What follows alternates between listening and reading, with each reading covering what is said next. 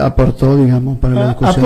Aportó a la conciencia nacional, más que nada. Aportó, si vos lees Comunidad Organizada, lees lo que es Perón árbitro del mundo, y la doctrina, las 20 verdades, la conciencia nacional. Hay un libro explícame bien, para los que no están de ese espacio, lo de comunidad organizada, que a veces suena para un lado, a veces suena para el otro, pero que es como que, no sé, parece que es medio, ¿cómo te podría decir? Encorsetado el concepto. Mira, la comunidad organizada lo voy a explicar lo más sencillo posible para que la audiencia lo entienda.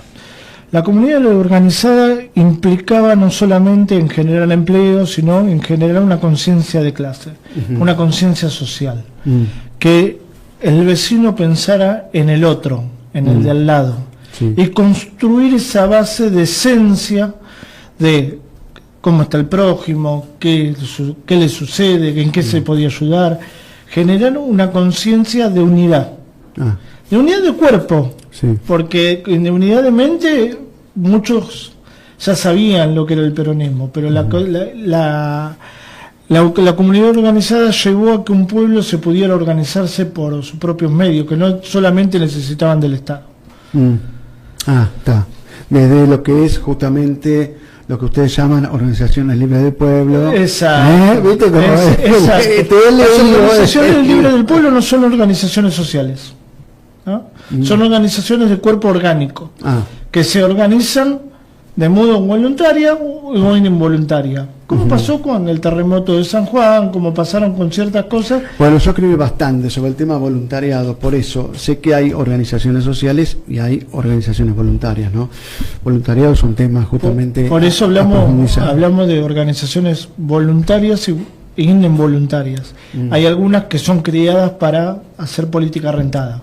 Hay otras que nacen del corazón, como decimos nosotros. Hay lealtad de corazón y hay lealtad por bolsillo. Que eso es una discusión que se da siempre adentro del peronismo. ¿Por qué? Porque el peronismo tiene mucha vertiente. Como decía Perón, hay peronista de izquierda y hay peronista de derecha. Es un péndulo tan grande que siempre va de un lado al lado del otro. No es sectario, incluye a todos. Y así a veces también salen... A veces también se padeció eso, claro. En la década del 70 se padeció mucho. También que había un líder fuerte, pero en algún momento fue complicado. Los extremos eran bastante, digamos, alejados entre sí. A ver, el peronismo concluye después de un montón de golpes de Estado que hubo en Argentina. De una década nefasta como fue la década del 30, que los radicales tuvieron sus autogolpes, porque entre ellos mismos lo voltearon a Irigoyen. Bueno, estaba el radicalismo antipersonalista. Bueno, el peronismo tuvo personalistas y antipersonalistas dentro. Bueno, el peronismo tuvo una gran vertiente radical. Exacto. Que fue Forja, bueno, obviamente. Perón sale de ahí, la familia de Perón era radical. El peronismo no nace por la figura solamente de un líder, nace de una expresión social, nace de una opresión que tuvieron en la década del 30 el pueblo argentino. El pueblo argentino laburó desde 14 hasta 16 horas por día, no tenía derechos adquiridos. Cuando llegó Perón se empezaron a promulgar leyes, que eso hay que aclararlo, que eran leyes de Hipólito Yrigoyen, de otros dirigentes. Ahí siempre había un problema, porque los radicales siempre discutían a los socialistas con el Perón, pero cada uno hizo su aporte, ¿no? Digamos, el derecho de autor y se lo puso en vigencia. Eso es la política, los aportes de leyes, de ideas, lo construimos entre todos. Claro. No importa de qué ideología vos seas, importa el bien mayor que la patria. Ahora, si vos no brindas el bien mayor, como está haciendo este presidente que tenemos, que no prima por la ley mayor, que es la patria, está jugando en contra de los intereses del pueblo argentino.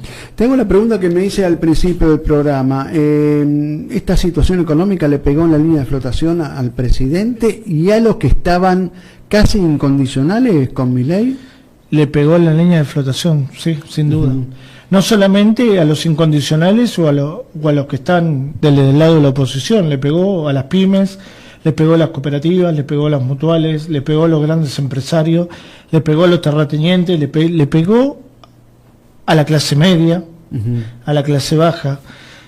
Le pegó la línea de flotación de una sociedad argentina que viene desde los 90, pasando por el 76, por los 90 y la Alianza, con un plan sistemático económico, ¿no? Que es el plan sistemático de Martínez II. Pero usaron la misma política económica. Seguro. Pero no se diferenciaba mucho en su estilo desde que asumió y en ninguno de los meses subsiguientes. ¿Por qué ahora, justamente? ¿Y por qué? ¿Qué es lo que ocurre en el medio de todo para que algún sector que acompañaba decía, no, voy a ver luz al final del túnel y demás, de repente diga, bueno, hasta acá llegué? Porque no hay consumo en la calle, porque estás perdiendo cada vez más masa salarial, porque tenés los mismos de empresas de colectivos están perdiendo también su masa laboral, porque al despedir más gente, porque no tenés consumo, porque no suben más gente en los colectivos, tenés menos frecuencia. Y cuando vos ves los modelos tributarios que tienen algunos países del mundo, y nosotros seguimos con un modelo liberal, tributario, y la gente empieza a decir otra vez lo mismo. Ya lo vivimos en el 2001, ya lo vivimos en los 90, ya lo vivimos en el 76, lo vivimos en el 74, lo vivimos en el 73, lo viví mucho más grande que yo conozco, gente que dice también lo hemos vivido en la época del 30, empiezan a darse cuenta de que hay un modelo que ya está desgastado. Si bien también Milei ejerce esa emergencia de salir y ser presidente por el desgaste también de otros modelos que eran más progresistas que peronistas, genera un desgaste en la sociedad de ver las mismas caras. ¿Por qué diferencias progresismo de peronismo? Porque el progresismo no es lo mismo que el peronismo. El peronismo es generar trabajo. Lo que se hizo fueron modelos progresistas con modelos de agendas que no concluyen a la necesidad del pueblo. A ver, y contame, ahí con algún protagonista, algún nombre. Alberto Fernández. Alberto Fernández fue alguien de esos que hizo así. Tenés uno, después tenés a Cristina Fernández de Kirchner. ¿Vos decís que Cristina Fernández, yo no soy cristinita ni nada, pero vos decís que no generó trabajo?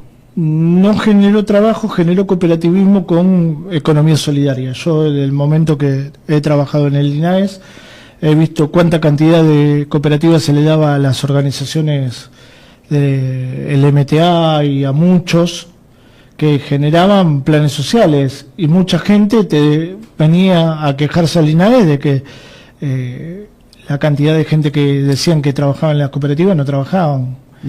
Pero no es un problema de la gente, es un problema de los dirigentes, ¿no? No es de la gente, pero una cosa es decir, bueno, en todo el gobierno, en toda gestión política se hacen dibujos, digamos, lo hacemos pasar por puesto de trabajo, en realidad son, como vos decís, por ahí gestiones cooperativas, que por ahí están desarrollando su trabajo, no sé. Pero vos decís que no desarrolló trabajo genuino. No, porque, a ver, el generar trabajo, sus dos mandatos, el generar trabajo genera riqueza. Y vos mirás el PBI que tenía Cristina y mirás el PBI que tenía Néstor y da una diferencia abismal. ¿Por qué separó a Néstor de Cristina? Porque Néstor viene de un gobierno que Duhalde lo dejó más o menos acomodado de una debacle económica que teníamos importante. Yo creo que le dejó un piloto automático importante. Exacto. Algo que el kirchnerismo no te lo acepta. Y Néstor terminó de acomodar un poco cuando tenía las hojas a su favor, cuando tenía un montón de cosas a su favor para hacer un gobierno mucho más peronista de lo que podría haber hecho Carlos Saúl Menem. De reactivar los astilleros y hacer los barcos propios, generar una marina mercante que funcionara,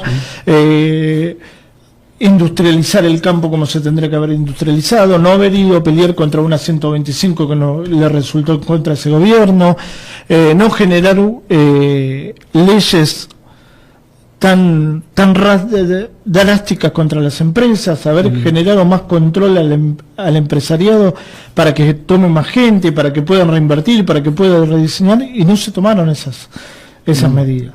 Se tomaron medidas más de economía solidaria, como habla Grabois. No se tomó ese concepto del peronismo que nosotros concebimos, que nosotros amamos.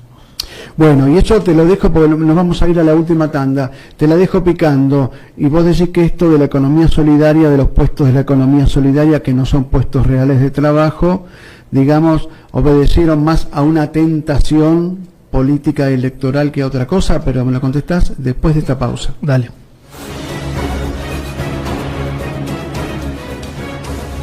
APJAE es la Asociación del Personal Jerárquico de la Energía. Nuestra misión es defender los intereses gremiales y laborales del personal que cumpla funciones jerárquicas o se desempeñe en cargos jerárquicos en empresas generadoras, transportistas, distribuidoras o comercializadoras de energía eléctrica. Pueden conocer nuestros beneficios y actividades a través de las redes sociales o la web www.apjae.com.ar. Secretario General Nacional Norberto Manzano. Secretario Seccional Capital Federal Horacio Parisi. Vocesinoticias.com.ar. Un nuevo sitio de noticias para un sector exigente. Con toda la actualidad política, institucional, gremial, cultural y científica en un solo sitio, informate a diario con vocesinoticias.com.ar. Cámara de Diputados de la Provincia de Buenos Aires. Seguinos en nuestras redes sociales y entérate de nuestras actividades. Encontranos en X como @HCDiputados, en Instagram, Facebook, YouTube y TikTok como Diputados BA. También podés visitar nuestra página web y suscribirte a nuestros canales de difusión en WhatsApp y Telegram. El enfoque provincial, todos los jueves en simultáneo con AM 830 del Pueblo.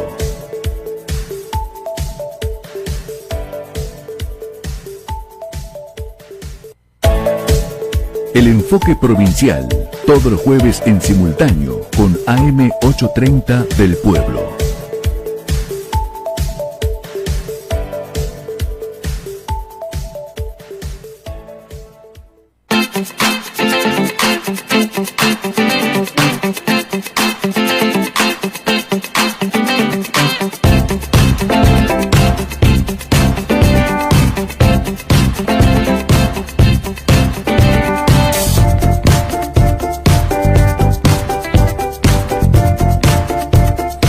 Bueno, estamos con Nicolás Uple de Esperanza Nacional, bien peronista, creo que ya lo he demostrado en el anterior bloque.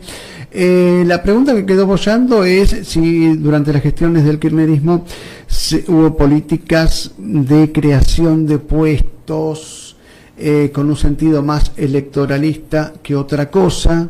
Y bueno, ahí te escuchamos. Mira, sí, las cooperativas en el sentido del proyecto de cooperativismo generan trabajo. Ahora, el tema era que se hizo un sistema electoralista. Cuando vos tenés en una cooperativa de Argentina trabajan 60 personas que trabajan, 30 no van a trabajar y solo 10 quedan trabajando, no estás generando empleo, no estás generando divisas y regalías para este país, estás haciendo marchas. Claro. Ahora, yo conozco un montón de cooperativas y mutuales que hacen generación de paneles solares, de autos eléctricos, economía, electricidad, un montón, que sí trabajan, pero no están pegadas a las organizaciones sociales. Claro. Son organizaciones libres del pueblo, son como las ONG, las fundaciones, son libres, no están cooptadas. Claro. Lo que hicieron es darle a muchos dirigentes sociales cooperativas. Claro. Esas cooperativas generaban empleo para algunos y para otros generaban caja de movilización. Que el peronismo no movilizaba por darte un plan, o darte una chapa, o darte un cartón, o darte un ladrillo. El peronismo movilizaba por conciencia social, movilizaba desde el corazón. Perón no le decía, bueno, yo te doy un trabajo, vos venís a una marcha. Iban porque lo querían al general, iban porque... Y había mucho sentido del agradecimiento, supongo yo, ¿no? Porque yo vuelvo a pensar lo que me decían que tuvieron su casa en un gobierno peronista y pagaban una cuota similar a un par de zapatos. Y yo, si hubiera sido por mí, le agradezco. Vos fíjate algo, ¿no? Este gobierno hambriador sacó todo lo que está en el Museo de Malvinas relacionado con la industrialización del sur y de las bases de la Antártida, que fueron creados por Perón. Ese plan estratégico fue creado por Perón. Sí. Ahora, el peronismo generó planes quinquenales, generó pleno empleo, hubo hospitales, hubo un sistema de hospitales interesante de salud. Sí. Hoy no tenemos hospitales que funcionen, hoy no tenemos seguridad que funcione, hoy no tenemos relación con el exterior como éramos antes, éramos un ente de paz. Hoy somos beligerantes, hoy estamos atrás de dos potencias en decadencia. Claro, claro. Entonces cambió tanto la política, y que la política se hizo para los puestos pagos y no para dirigentes formados, que fue dando de baja a este sistema político que nosotros creíamos que era interesante. Un sistema con partidos políticos totalmente débiles como estructuras, y bueno, en tu empeño también está, ¿no?, ese sueño por reconstruir partidos políticos tradicionales que sean verdaderas herramientas dinámicas de reconfiguración social, para el debate, para el crecimiento de la gente en todas sus dimensiones, se me ocurre. Contanos de Esperanza Nacional, ¿cómo se incuba dentro del peronismo? ¿Qué proyección le está dando? A ver, Esperanza Nacional es una organización y un partido en formación que está a punto de salir, que está está en 12 provincias y en 60 distritos de la provincia de Buenos Aires y en 9 distritos de la ciudad de Buenos Aires. Son dirigentes totalmente nuevos, jóvenes, no estamos empapados de la corrupción que tiene este gobierno o de algunos otros gobiernos que tienen dirigentes quemados. Tenemos la suerte de habernos encaminado con dirigentes que han entendido que hay que hacer un trazamiento generacional, que entendieron que es el momento de una nueva camada de dirigentes con proyecto político y económico para una reconstrucción de un país. Entonces nosotros estamos trabajando para armar un proyecto muy interesante para el 2027, que ojalá la gente pueda entender de que no podemos vivir con políticas neoliberales, que los países de Europa que yo he conocido, porque antes de hacer política era bailarín de folclore y recorría el mundo bailando. ¿Cómo cambió tu vida, Y he conocido políticas internacionales diferentes, con mucha justicia social, con muchas de las cosas que quisieron copiar de Europa o de Norteamérica son totalmente diferentes a las que nosotros creemos. Tienen diferentes idiosincrasias al argentino. El argentino está acostumbrado a vivir bien, sí, y no va a cambiar su vida por una materia neoliberal que quieran meter, de un libre mercado que no existe, porque desde China, Estados Unidos, Irlanda, Dinamarca, países que te puedo contar que tienen intervención estatal. Sí. Entonces no es todo el libre mercado, y el libre mercado arregla todo. Nosotros tenemos un proyecto económico de reconstrucción nacional y tenemos 5 o 6 proyectos de ley que, si nos toca estar en el Congreso, lo vamos a promulgar y lo vamos a llevar a cabo, que para reconstruir no solamente la justicia social, sino también en explicarle a la gente que lo que es la justicia social, que no es el libertinaje que se hizo, sino que cuando hay un derecho, donde hay una necesidad, existe un derecho. Es decir, equidistante de una versión del peronismo, que es kirchnerismo, y muy lejano también de lo que es la propuesta de la Nosotros somos totalmente nuevos en el sentido de no pegarnos a las estructuras que han querido perpetuarse en el poder. Perfecto. Contanos de próximas actividades. ¿Tenés una invitación para exponer en Mercedes? ¿Cómo viene eso? El 23 de abril vamos a estar en Mercedes, en la provincia de Buenos Aires, con el doctor Carlos Selva, el ex intendente de Mercedes. Sí. Vamos a dar una charla de política nacional e internacional, que queda en la calle 30 entre 25 y 23 a las 19 horas. Vamos a exponer, lo que está pasando en el estrecho de Hormuz, lo que está pasando con la decadencia del imperio que se está cayendo, lo que está pasando con Israel, cómo va a quedar el nuevo orden mundial, y vamos a hablar también de la política argentina, como no, que es la micropolítica, decía Perón. Hablar de la macro influye en la micropolítica, Y también vamos a contar nuestros proyectos, vamos a hablar con todos los dirigentes, tanto de un lado y del otro, para explicarle que hay un nuevo tiempo que se avecina, que hay que buscar de armar nuevos trabajos porque las nuevas tecnologías son las que nos están avecinando. Hablar, justamente, sí. Y no nos quedamos en el 43 y en el 55 nomás. Perfecto. Nicolás, bueno, adelantaste de tu sabiduría sobre análisis internacional. No te voy a dejar que te vayas sin que no nos comentes algo de cómo viene esto.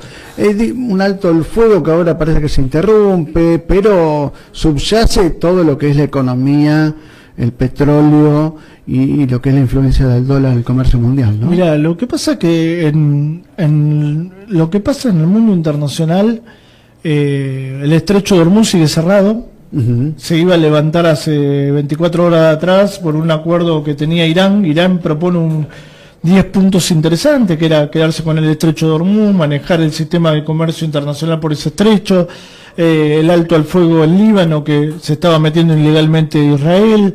Estados Unidos tenía más de 400 bases alrededor de Irán. Claro. Estaban pidiendo que se retiraran de Medio Oriente y dejaran que Medio Oriente se haga cargo de sus propios gobiernos. Pero Donald Trump, como tiene que tapar ese archivo Epstein que está dando vuelta, y está que todo esto es por eso. Yo me niego a creerlo. No, es todo por eso. Es todo por eso, porque Netanyahu necesitaba tener a Estados Unidos a su lado para poder invadir Palestina y terminar con un genocidio como lo que está pasando en Gaza y con lo que está pasando en Líbano, que van los mismos colonos a tomar las casas después de los bombardeos y sacan a sus propios ciudadanos del Líbano, hasta que cometió un error Netanyahu hoy, que de bombardear una mezquita israelí, y donde el mismo embajador de esa mezquita dijo que el sionismo no estaba totalmente ciego y no ve las religiones, que lo único que es un plan de expansión sionista. Y nosotros de ponernos con las declaraciones de Milei genera más riesgo a la población argentina que otra cosa, ¿no? Porque Argentina siempre fue neutral en todos los conflictos bélicos. Totalmente. Sacando con Menem, que mandaron las corbetas sin pasar por el Congreso al Golfo Pérsico, lo mismo quiere hacer Milei. Y así pagamos después. Y así después pagamos con las los cosas. Atentados acá a pocas cuadras de. Entonces, la política internacional no solamente por los archivos, también es por la economía. Claro. Hay una teoría un tanto descabellada en estos últimos minutos, te lo pregunto, perdón, pero de que, Netanyahu se solaza con esto de que Irán haya limpiado de bases estadounidenses alrededor, en el Golfo Pérsico, en algunos países árabes, porque los dejó prácticamente vulnerables y les deja servido su proyecto de expansión para un futuro gran Israel. ¿Cómo lo ves? Mira, yo creo que el futuro del gran Israel no creo que se concrete. Primero, ¿por qué? Porque están entrando en un sistema que lo está haciendo muy bien, tiene una muy buena estrategia Irán, que es el colapso de las Fuerzas Armadas israelíes. Ya no le funciona el escudo de hierro, entran los misiles como si fuera un partido de fútbol. Ganan 10-1 y entran 400. La espada de David y demás. Claro. Segundo, porque Estados Unidos no va a dejar que se extralimite Israel. Y tercero, que un gran Israel traería una contradicción del derecho internacional. ¿Por qué? Porque Israel fue decretado por Inglaterra a ser un Estado. Sí. Y también estaba decretado que Palestina iba a ser un Estado. El problema acá es que se va a caer la economía tanto israelí como norteamericana. La familia Rothschild va a desaparecer. Qué vaticinio está dando. Bueno, es lo que está pasando. Lo tenemos que dejar para otro momento, para otro programa, tal vez para otra invitación. Nicolás Urcle, de Esperanza Nacional, éxitos justamente en su carrera política, y nos estamos viendo en cualquier momento. Bueno, y nosotros nos despedimos, agradecemos allá en FM Keops a Marcos Cardoso en los controles, agradecemos aquí en los controles a Nicolás Mauro Olaechea. De nuestra parte, nos volvemos a encontrar el próximo miércoles en FM Keops y el próximo jueves desde aquí, desde AM del Pueblo, con el enfoque provincial.